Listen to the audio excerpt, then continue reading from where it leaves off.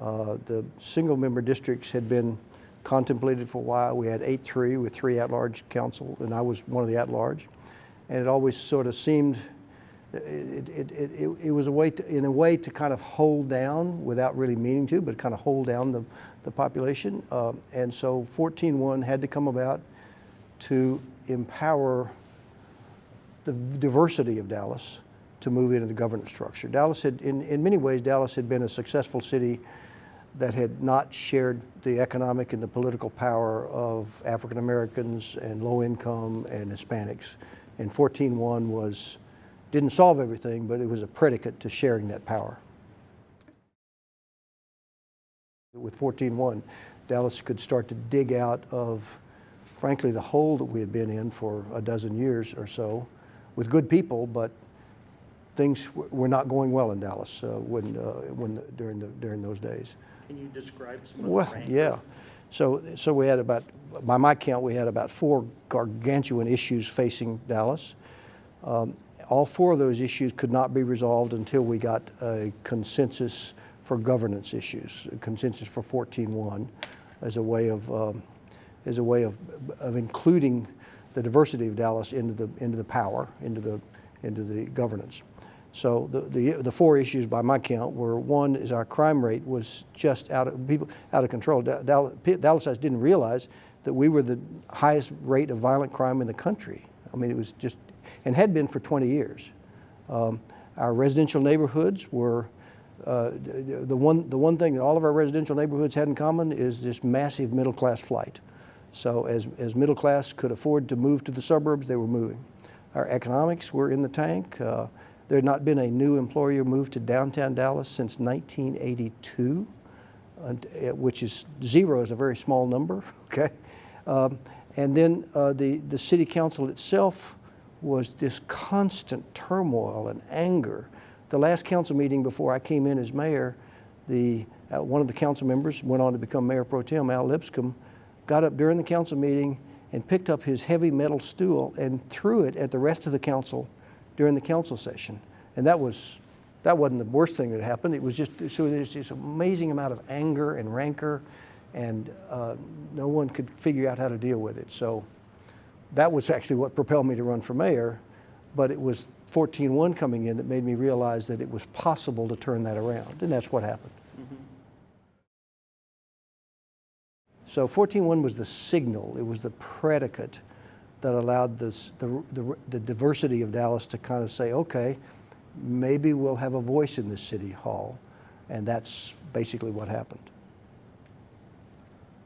This may be repeating a little bit or overlapping, but sure. How do you feel that 14-1 changed Dallas?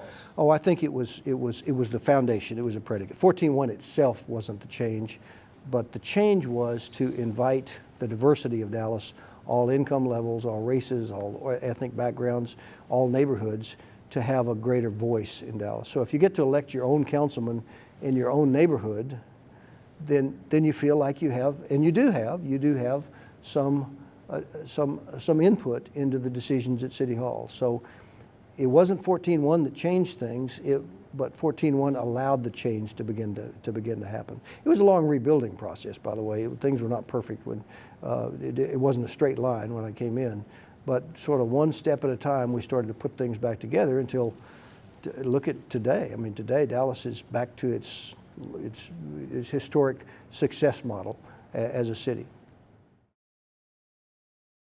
My first day is I went to the city council members one at a time and I said, on my first day, I'm going to propose a new set of city council rules, city rules of procedure. And I gave them a copy of my proposal. I said, and I always said, any input you have, anything you like or don't like about these rules, be sure to tell me.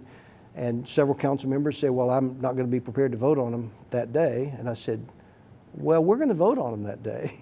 You're welcome to vote against it, because the citizens were saying loud and clear, they said, we want some sense of a orderly process at City Hall, to where things seem to be more normal. And so when I presented the rules, we adopted them. I put in a few little things. One of my little things that nobody ever noticed was I took out the long time from 50, 70 years of Dallas City Rules of Procedure. I took out the requirement that men be required to take their hats off when they spoke to the city council, because historically that had always kind of been there to hold down African American men who would leave their hats on, and they'd be so that was the kind of thing. Well, I think 14.1, as I said, was a predicate to everything else. I think that most of Dallas didn't realize until the Marvin Crenshaw and Roy Williams lawsuit how deep the anger was in the low-income and the minority areas, because people had felt left out. In many ways, the city fathers, if you will, had given the appearance of sharing power, but the real power of the economic power and the voting power had not been shared. And so 14.1, that shock was required to sort of break the impasse for that. And that was the big shock. I think the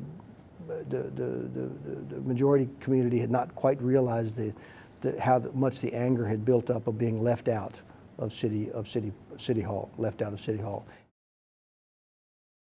One other thing that's not well known, so I'll reveal it to you for the very first time ever. So what people forget, it wasn't that big a deal, but it was a big deal to me, was that after the city lost the lawsuit with 14.1 and they adopted the 14 council member districts, and the council districts were quite convoluted and weird, to get the proportionate representation that they were striving for. They were under federal court order to get proportional representation for Hispanic and African Americans. And so these council districts were then submitted to the federal judge approved them, but the Justice Department still wouldn't allow us to have an election under Voting Rights Act. So on the one hand, you had the federal judge had imposed these council districts on the city. On the other hand, the Justice Department wouldn't let us have an election under those council districts. And so I'd already resigned from Congress and was running for mayor, and a month goes by, and 2 months goes by, and 3 months goes by. And finally by August, this was April, that the council elections were canceled by the Justice Department's inaction. It wasn't that they had taken an action adverse, they just hadn't acted. So literally, and this is just amazing, on a cell phone from a car somewhere on the freeway, I had a volunteer driver. I picked up the phone and called Richard Thornburg, his Attorney General, and said, "Richard, what are you doing?" And he said, "What do you mean?" I said, "Well, we've adopted a 14.1 plan and new council districts under the direct orders of a federal judge, but your Voting Rights Division has not yet approved it.